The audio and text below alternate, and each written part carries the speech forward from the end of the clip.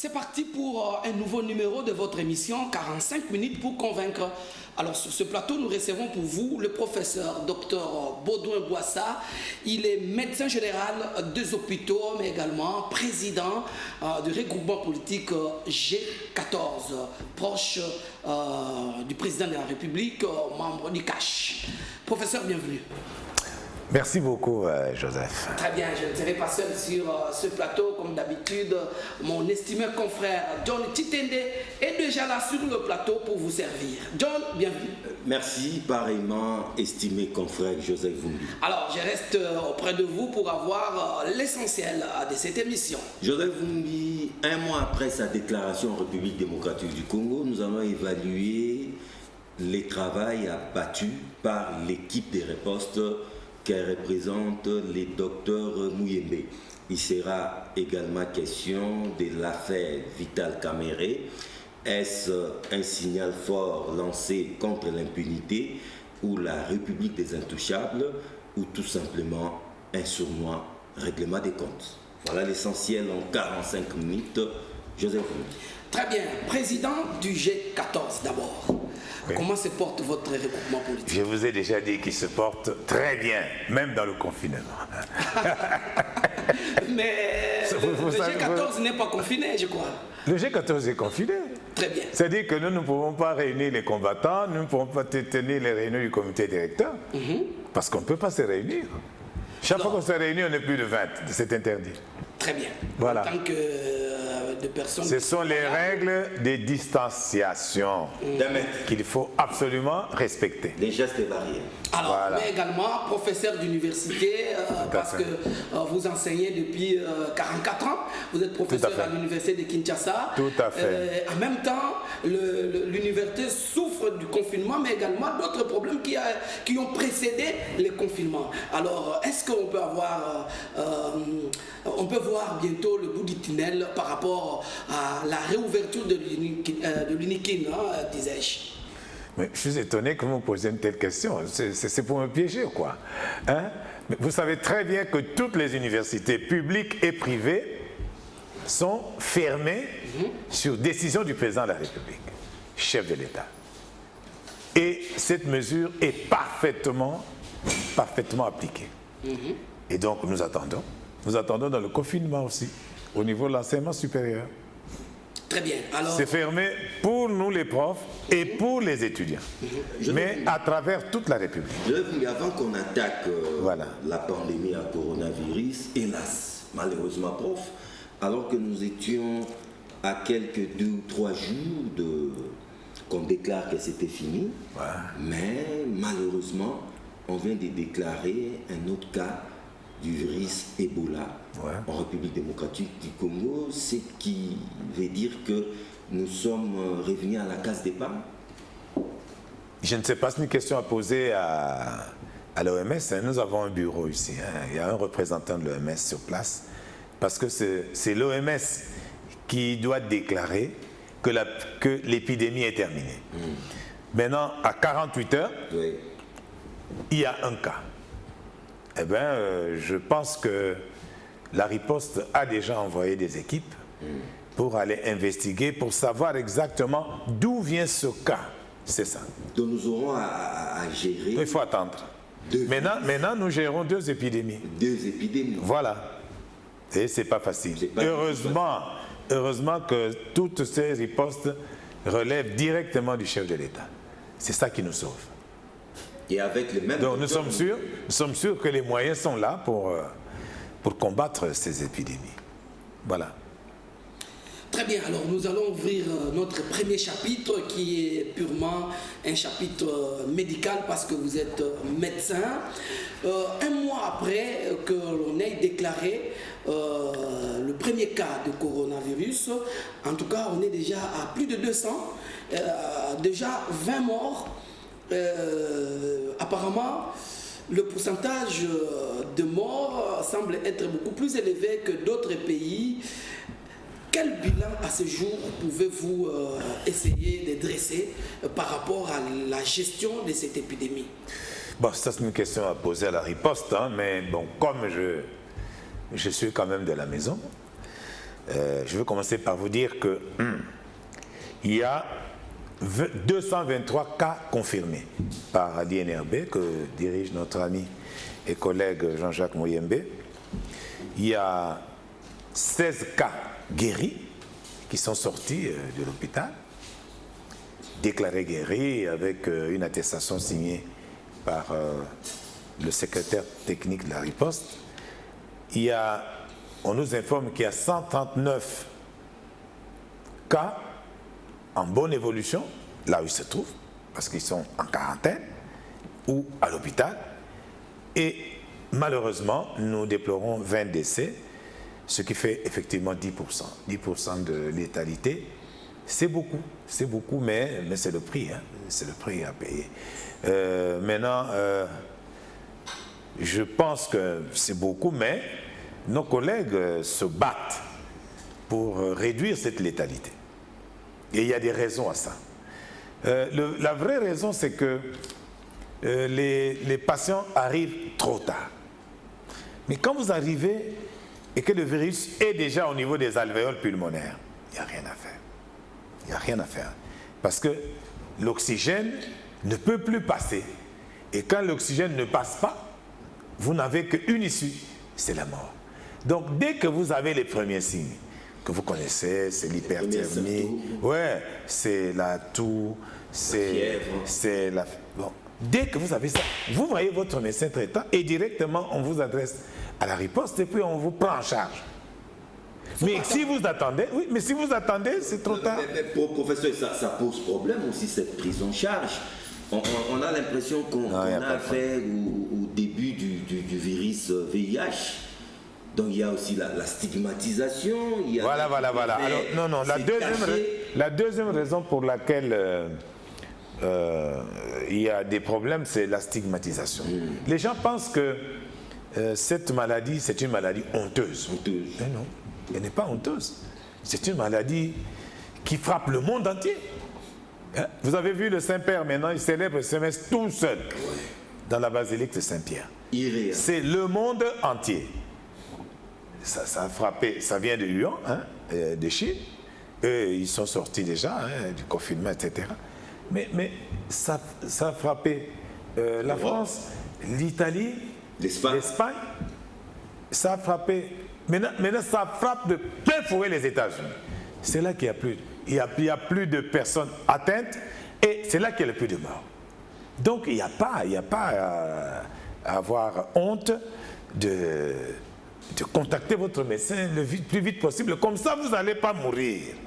Parce que c'est ça le problème. Parce que si vous ne le faites pas, vous allez mourir.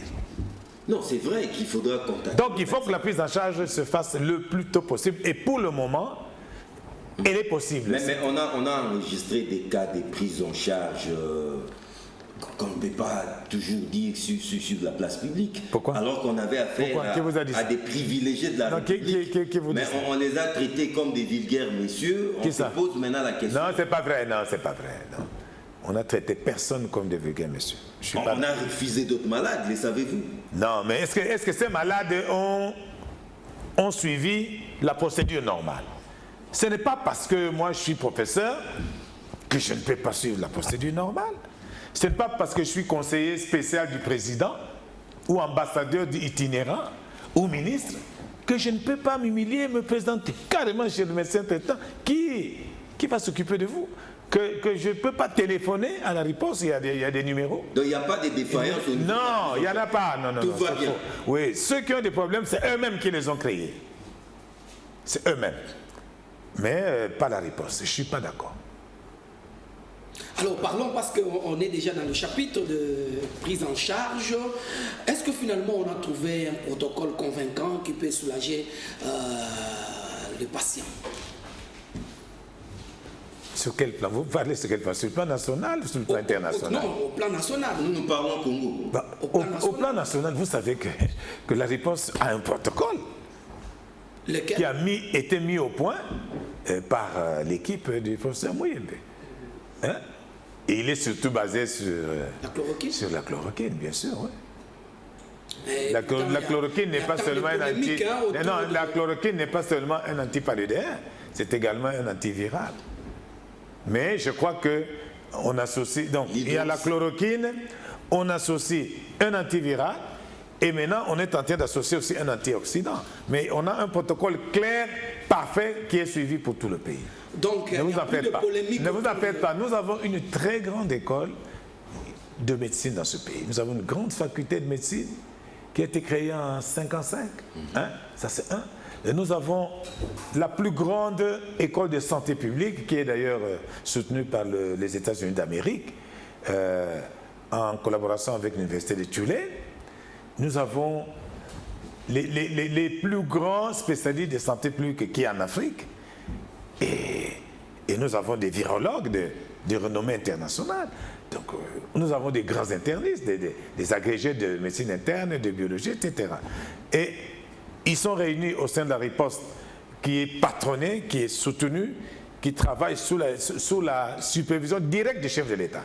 Ne croyez pas qu'ils blaguent. Hein. Mais il y a des médecins également, parce que vous parlez de cette grande richesse de ressources humaines dans ces domaines. Ouais. Mais il y a également des médecins qui proposent d'autres protocoles. Vous n'êtes pas au courant. La riposte a créé en son sein une commission scientifique. Et au moment où je vous parle, la riposte est en contact avec ceux qui ont des propositions à faire. Même les praticiens.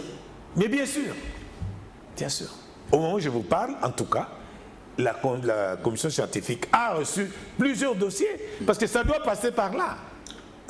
Et en même temps, il faut qu'ils soumettent aussi leur projet au ministère de la Santé publique, parce que c'est le ministère qui s'occupe de la santé au niveau du gouvernement. Alors, on ne vous trompe pas. Joseph, à part les protocoles, comment allez-vous expliquer l'avalanche des réactions qu'il y a dans tous les sens, en tout cas? Dans tous les sens. Ici, lorsque le docteur Mouyembe a déclaré tout haut que la RDC est déjà candidate à un quelconque essai clinique du vaccin contre le Covid-19.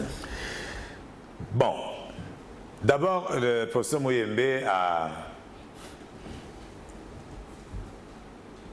Comment on dit ça? A explicité sa pensée dans une déclaration dont on doit tenir compte. Ça, c'est un. Des deux, je sais pas.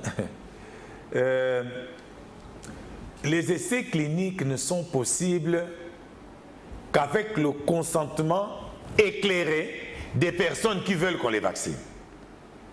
Hein, des deux. Mais dans ce pays-là, comme on a fait avec le Ebola, ces essais-là ont eu lieu où? Dans notre pays. Donc il ne faut pas avoir peur. Non, n'ayez pas peur. Le responsable de la riposte, qui est le pauvre Mouyembe, a une grande expérience de ce domaine-là. Et jamais il va offrir les Congolais comme des cobayes. Non. On ne va pas expérimenter un vaccin ici comme des cobayes. Non. C'est un des deux. Ce pays dispose d'un organe technique qui est d'ailleurs affilié, agréé par l'OMS, créé par le ministère de la Santé publique.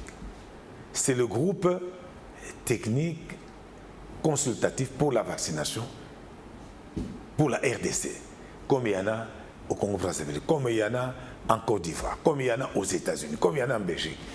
Ce groupe-là, dans les pays anglophones, ça s'appelle NITAC. Et ce groupe-là, c'est celui qui est consulté d'abord pour tous les problèmes d'introduction de nouveaux vaccins. Et je vous informe que le professeur Mouyembe est membre ex-officio de ce groupe-là. Et ce groupe-là reçoit la demande du ministre. C'est le ministre qui lui dit « J'ai un problème d'introduction d'un nouveau vaccin, hein, et nous sommes 20. Je vous donne 48 heures, 4 jours. Donnez-moi votre avis motivé. » Et avant de donner l'avis motivé, les membres doivent signer qu'il n'y a pas de conflit d'intérêt. Vous comprenez ça? Ils doivent d'abord signer avant d'adopter la motivation et avant de signer le document que nous envoyons à son Excellence Monsieur le ministre comme avis. Et le ministre, hein, est membre du gouvernement. Donc, il monte au gouvernement pour que le gouvernement donne son quitus. C'est après seulement qu'il prend un arrêté. Mais vous croyez vraiment que le professeur Mouyembo lui-même, comme ça, il peut introduire... Attendez d'abord, oui, il n'y a pas... C'est un problème de communication. Maintenant, vous étiez au courant qu'il y a un groupe technique consultatif pour la vaccination? Vous n'étiez pas au courant. Mais je vous dis que ce groupe existe depuis 2017. Donc, il n'y a pas de crainte à avoir. Les Congolais ne vont pas servir des combats. Non, nous n'allons pas autoriser ça. Je vous informe que je suis membre. Parce que le fait d'être candidat... Non, je suis membre de base. Le fait d'être candidat, je suis l'un des membres de base. Il y a une enveloppe consistante qui accompagne ça. Notre groupe est dirigé par le professeur Lusamba.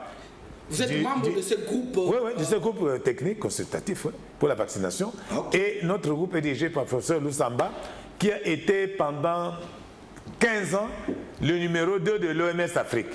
Donc c'est comme un groupe d'experts. Nous sommes des experts. Au service du ministère de la Santé. Oui, du ministre de la Santé, pas du ministère. Du ministre. Nous dépendons directement du ministre. Ok. Nous ne dépendons pas du secrétaire général. Mais d'autres avis, nous ne connaissons pas tout ça. Hein? Comment? On ne connaît pas tout ça. Les grands... Non, mais c'est pour ça que je vous informe. Vous fonctionnez comme une loge. Oui, tout à fait. Quand nous travaillons, oui, parce que nous travaillons sans pression. Sans aucune pression. Alors, docteur, ni financière, ni politique, ni culturelle, non. Là, ce sont des scientifiques qui réfléchissent. Totalement. En termes d'experts. Purement, oui, experts. Très bien. Alors, où en sommes-nous aujourd'hui avec la proposition de Pharmakina? Par exemple, quel Pharmakina? Mais Pharmakina, ça c'est un médicament. L'hydroxychloroquine. Non, mais ça c'est un médicament. Non, ça doit avoir l'autorisation de la direction des médicaments du ministère.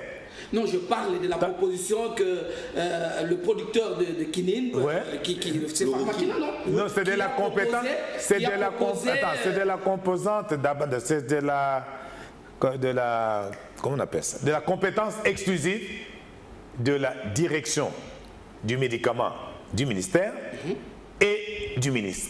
Donc la direction reçoit la requête de Pharmakina avec le prix, etc.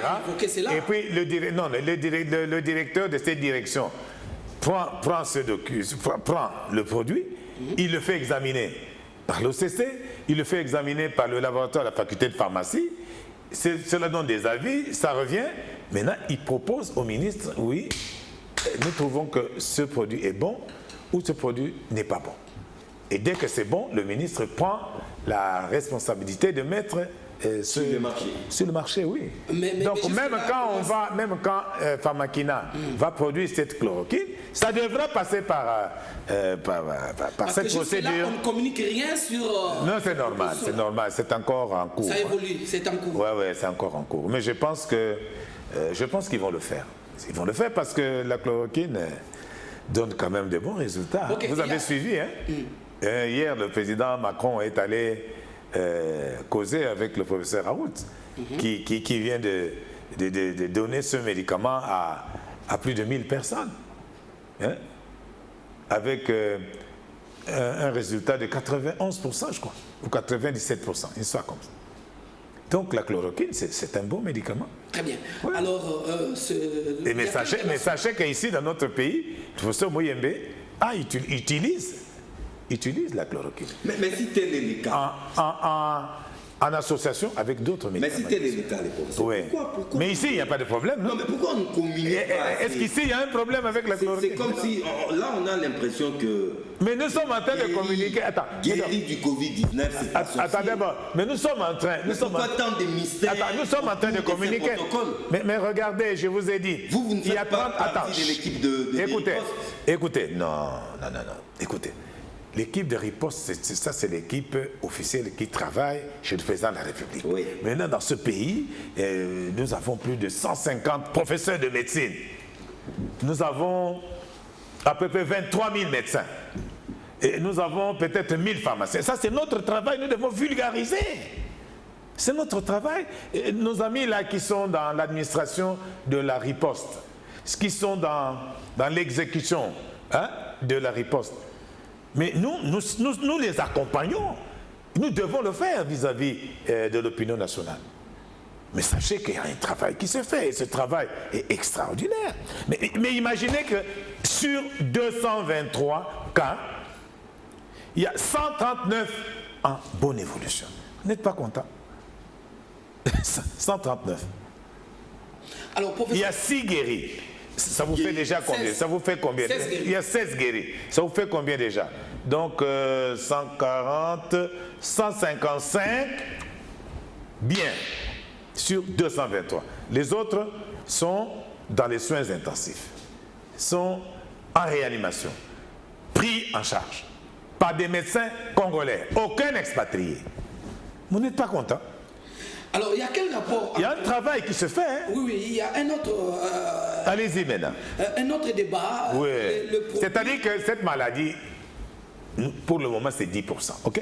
Par rapport au cas. Mais vous ne savez pas qu'il y a beaucoup de personnes qui sont coronaro-positives, mais qui n'ont même pas, qui ne sont pas malades, qui ne se tentent pas et qui se promènent. Alors, ça signifie que, on nous a expliqué, il n'y a que 1% de personnes atteintes qui meurent. Mais c'est une maladie qu'on sait combattre quand même. Très bien. En tout cas, c'est pas incurable.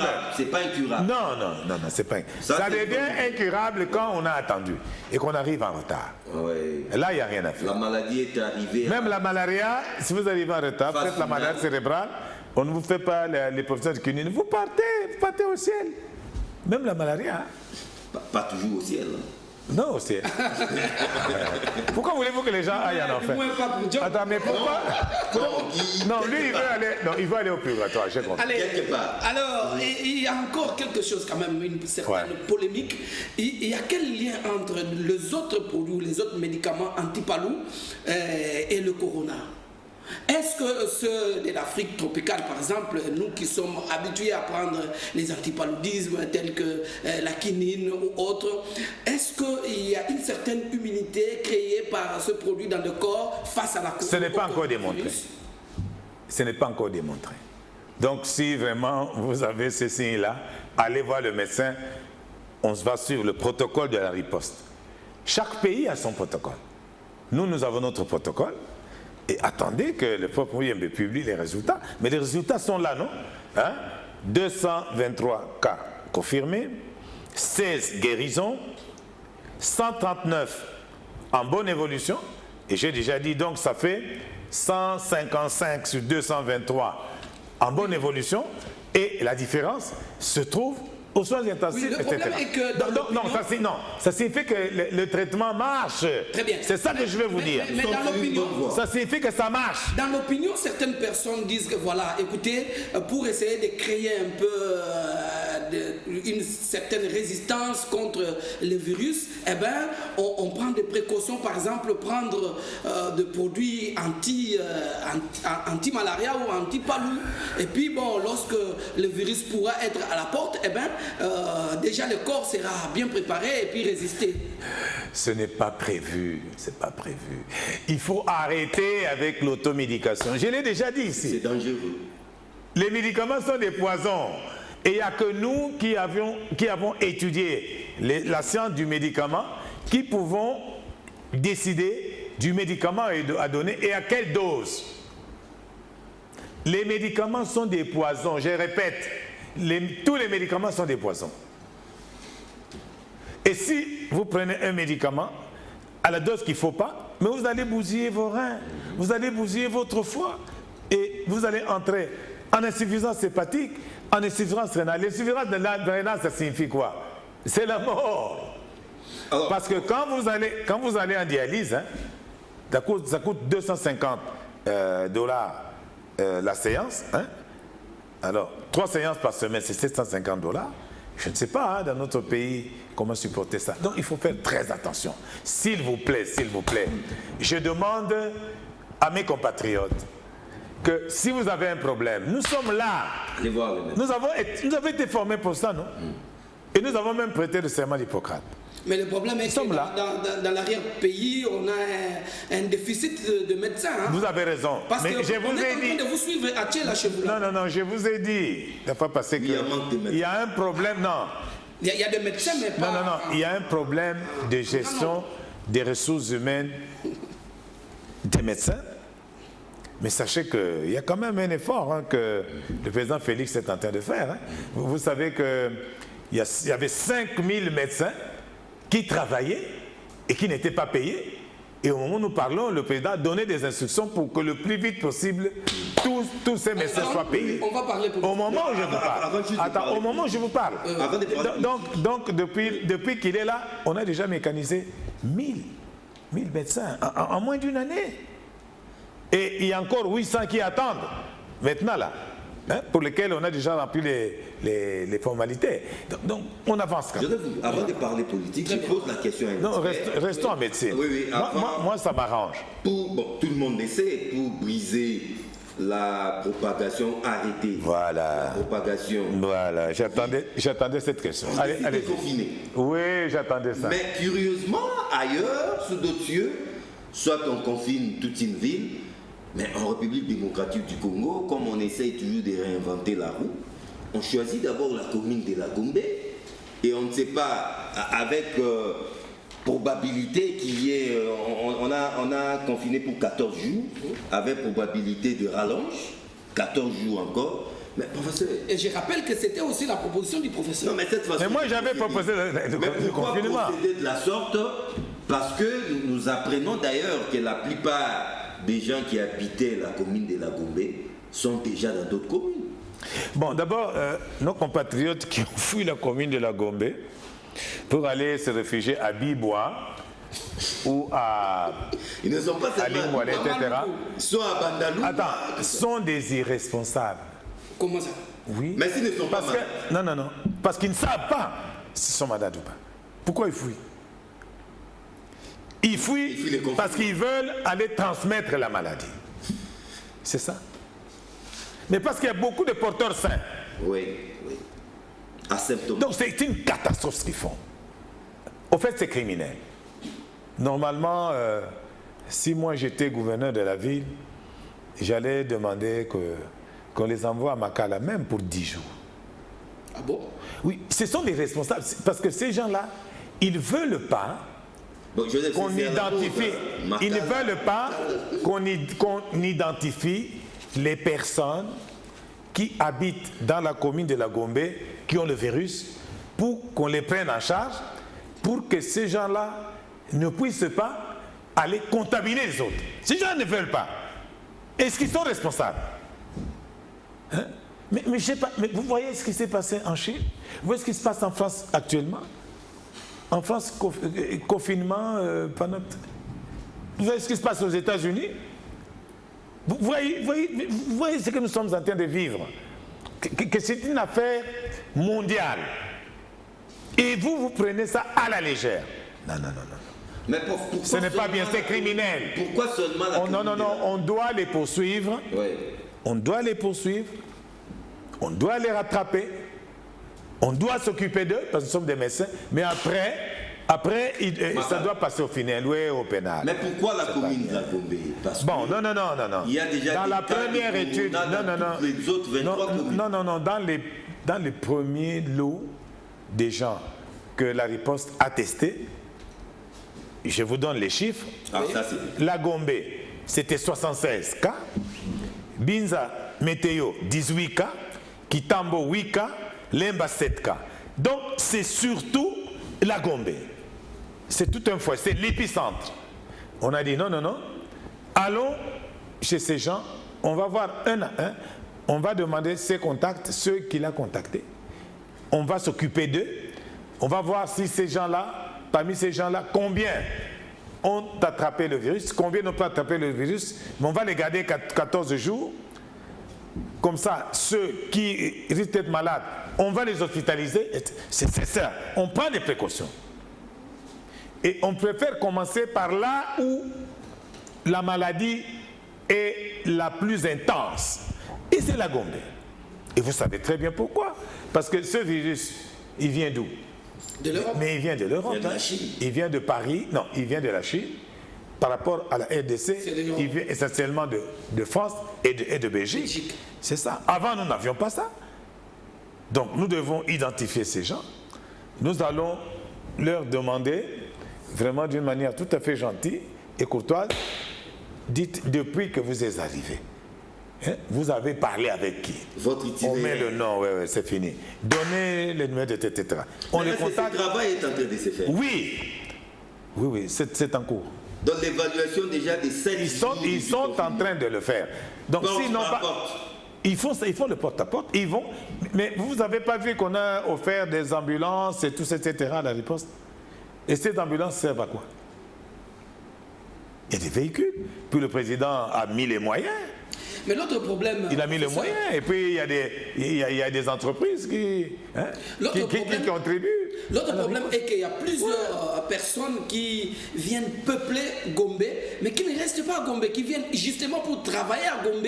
Ils peuvent être contaminés à travers le bureau ou d'autres contacts professionnels. Ça viendra après. Et après, n'ayez pas peur. Rentrent dans la cité. Ouais, là c'est pertinent. La riposte m'entend. Hein, professeur Mouyembe, ce que dit Joseph, c'est vrai. Oui. On a confiné la Gombe, mais la Gombe, il y a beaucoup de gens qui viennent travailler dans les ministères et tout, et qui rentrent chez eux, et qui n'habitent pas la Gombe.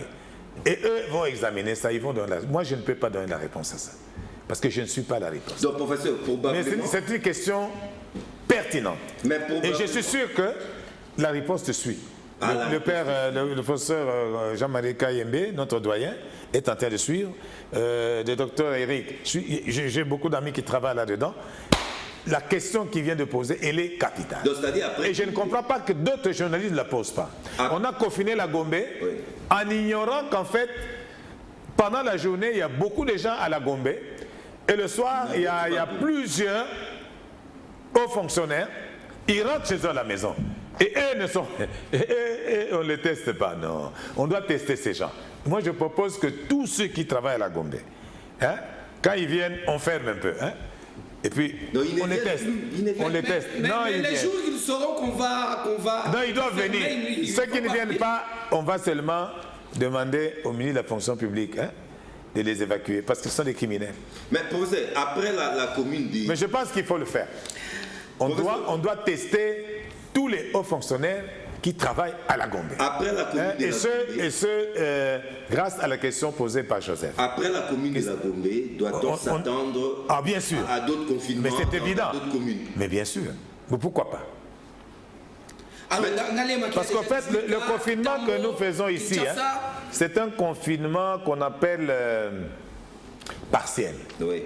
Ce n'est pas un confinement total, ce serait toute la vie de Kinshasa. Mais vous savez, chaque pays a ses spécificités. Nous, la riposte, après avoir étudié la situation, a vu que, les Congolais, pour la majorité de la ville de Kinshasa, ils ont un logement difficile. Vous savez, il y en a parfois 10, 20 dans la même parcelle. Il y a déjà un problème de logement. De deux, vous savez que le taux de chômage de notre pays est peut-être de 80%. Donc il n'y a que 20% des gens qui travaillent, qui ont une rémunération. Ça signifie que le Congolais de Kinshasa doit sortir chaque jour pour chercher à manger. Comme un oiseau. C'est pour ça qu'on dit non, confiner toute la ville, il y aura la révolte. Alors, confinons, étape par étape. Moi, je pense que la solution qui a été adoptée par la riposte, je la valide. John, merci, puisqu'il ne reste plus que 10 minutes. En tout cas, parlons on va parler politique parce que je pense que c'était capital. Oui, surtout capital, ce que Joseph vient de dire là. Oui. L'affaire de tous les fonctionnaires qui viennent travailler à la Gombe, au bâtiment administratif, au ministère des Finances, dans les cabinets ministériels, à la primature, ils vont dormir chez eux. Eux ne sont pas concernés par les mesures. Là. Non. Voilà. C'est pas normal. Alors, je rappelle... Non, c'est pas normal. Oui. Donc, vous avez raison. Que nous sommes devant le professeur... Et je crois que son Excellence, Monsieur le ministre de la Santé, le docteur Eteni, est en train de suivre. Très bien. Ouais. Alors, et je pense aussi que le chef le président de la République est en train de suivre, parce que c'est lui le patron de la riposte. Très bien. Hein, je pense qu'il va dire, est-ce que vous suivez l'émission là? C'est bien noté. Voilà. Alors, je rappelle que nous sommes en train de recevoir le professeur Boissa Baudouin, et qui est également président du G14. Voilà. Maintenant, nous ouvrons la page politique. Attends, l'affaire Kamere vient quand même de bousculer Covid-19 parce que... Non, mais je m'excuse, on ne va pas arrêter comme ça. Je dois rappeler par rapport à la riposte Corona Covid-19 que nous devons absolument respecter les gestes barrières. Hein?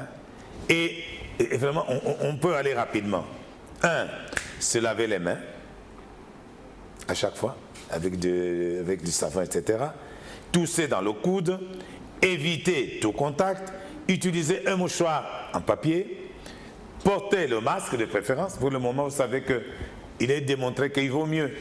Quand vous entrez dans le bus, vous avez votre si vous allez au marché, mettez votre masque. Si vous allez dans une alimentation, mettez le masque, parce que ça vous protège.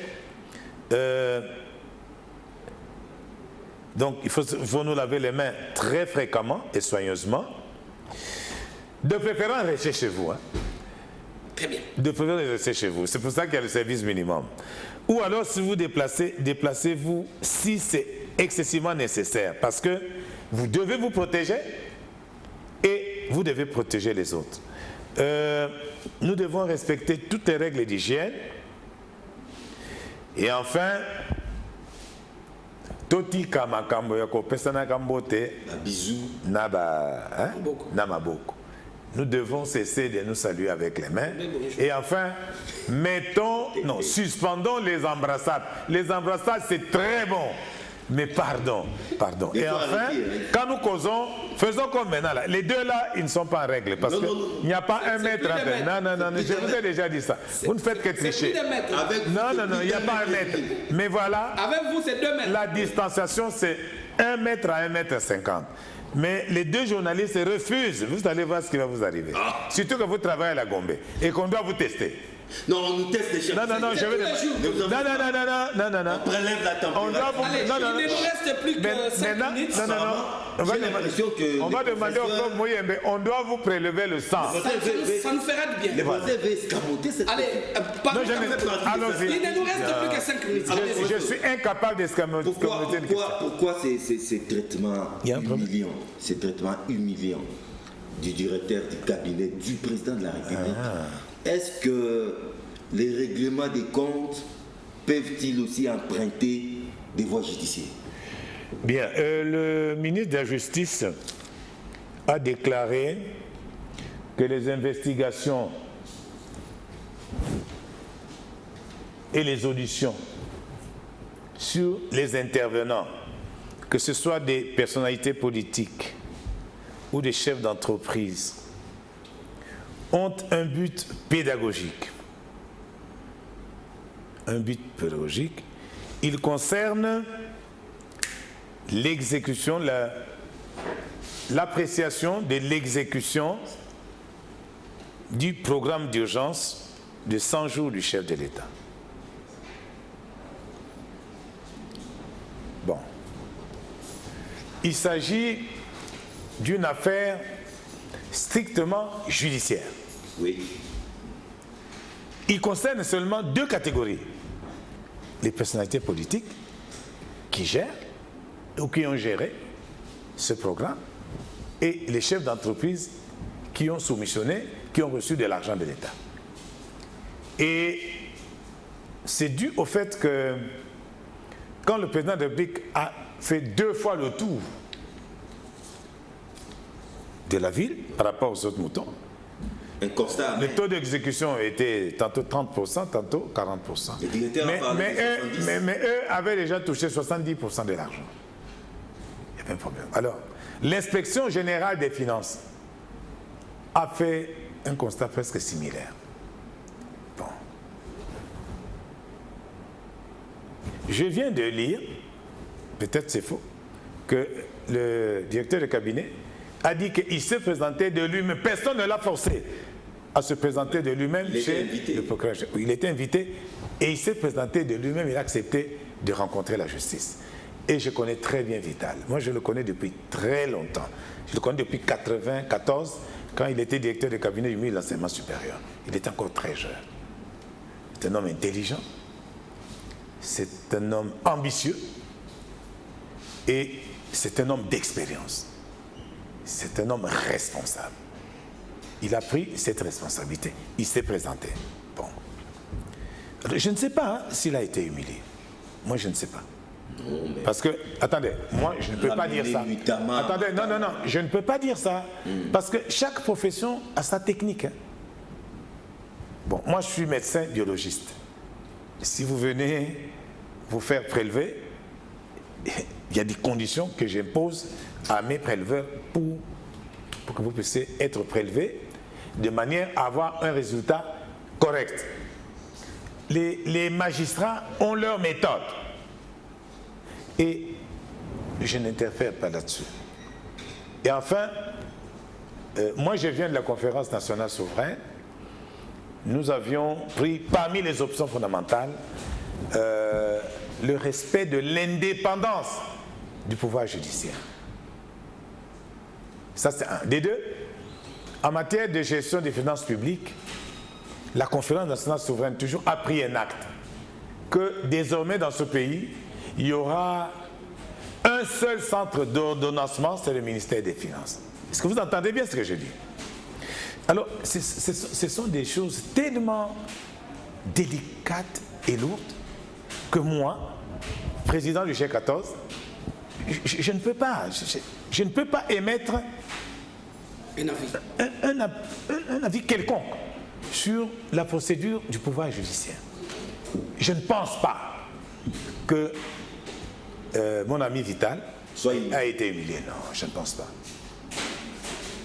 Il subit une épreuve, mais il n'est pas humilié. Très bien. Alors, puisque on doit, ça, c'est mon point de vue. On doit déjà aller, nous sommes déjà vers la fin, en tout cas. Donc, je ne dirai pas plus là-dessus. Pas au cas où il soit inculpé et qu'il soit condamné et que cela n'ait des répercussions sur la marche de votre plateforme Cash? Non. Pourquoi?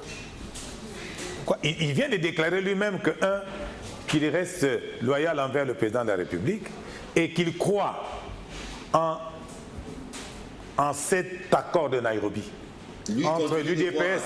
Oui, je viens de le suivre. Certainement. Mais l'UDPS, c'est qui? L'UDPS, c'est le président Félix. Est-ce que le président Félix vous a déjà dit qu'il ne croit pas dans le cash? Non, je m'excuse. C'est un potentiel candidat pour 2023. Ah, vous rêvez, vous. Ça peut être une belle occasion de l'écarter. Non, nous ne sommes pas en 2023. C'est pour très bientôt. Non, le président Félix n'est pas comme ça. Non. Mais pourquoi, me dit? Nous sommes en pleine guerre contre ce virus invisible, peut-être en 2023. Justement, nous sommes en pleine guerre contre ces virus. C'est à ce moment qu'on arrête, qu'on décide d'arrêter entre guillemets Vital. Mais l'État fonctionne. Malheureusement, l'État fonctionne. Vous avez pratiquement 30 secondes pour conclure l'émission. Bon, je m'adresse d'abord à nos compatriotes.